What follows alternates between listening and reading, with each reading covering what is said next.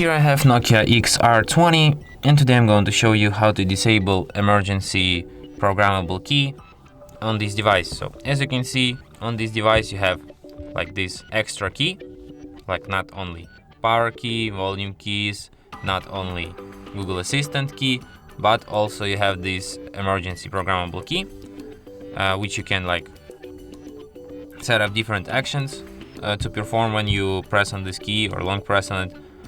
But if you don't need this key at all, you can just disable it by going to the settings, then to the system section, gestures, programmable emergency key, and then press, select none, and long press also none.